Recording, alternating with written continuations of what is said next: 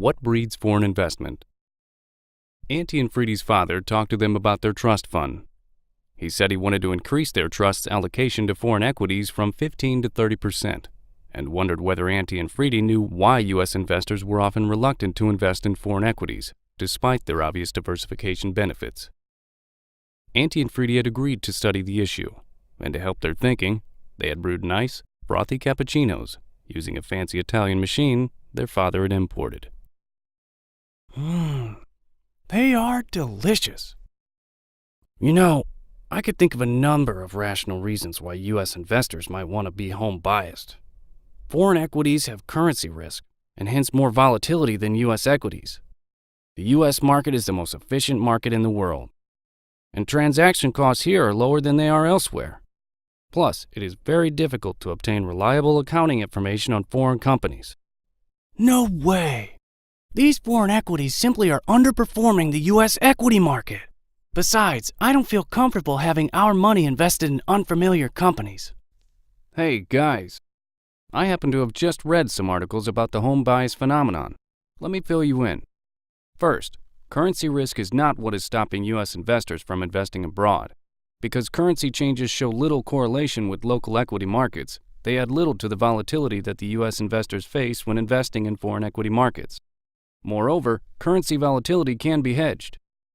Second, arguing that the U.S. market outperforms foreign markets is short-sighted and not even true historically. Third, transaction cost may play a role, but in order to generate the observed portfolio proportions of U.S. investors would have to think that the average returns on foreign stocks were 2 to 4% per annum less than the realized average returns on foreign assets. It may be that these figures represent U.S. investors' perceived transaction costs of foreign investing, but it is unlikely.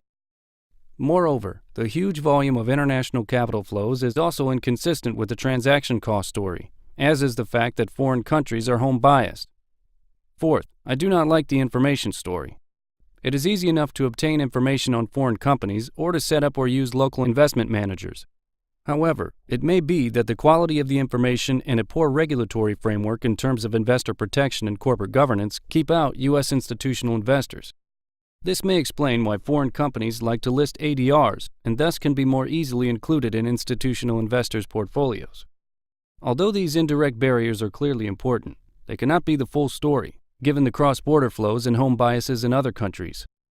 Clearly, direct barriers play a huge role, and many countries have only recently dismantled these barriers. In fact, there is a trend everywhere toward increased foreign holdings, so maybe investors are slowly adjusting toward rational asset allocation. Aha! You do not really have a full rational explanation for the phenomenon, do you, Subtle? Well, you've got a point with that familiarity argument of yours. I just read a few arguments that claim that U.S. investors even bias their domestic investments toward companies that are familiar to them. One study showed that the ownership of the shares of regional telephone companies is dominated by people living in the area served by those companies. Another study showed that U.S. investment managers exhibit a strong performance for firms headquartered within a 500-mile radius of their offices. Oh well, maybe people don't like foreign investments. But I will surely enjoy having another Italian coffee and Belgian chocolate. Created using Powtoon.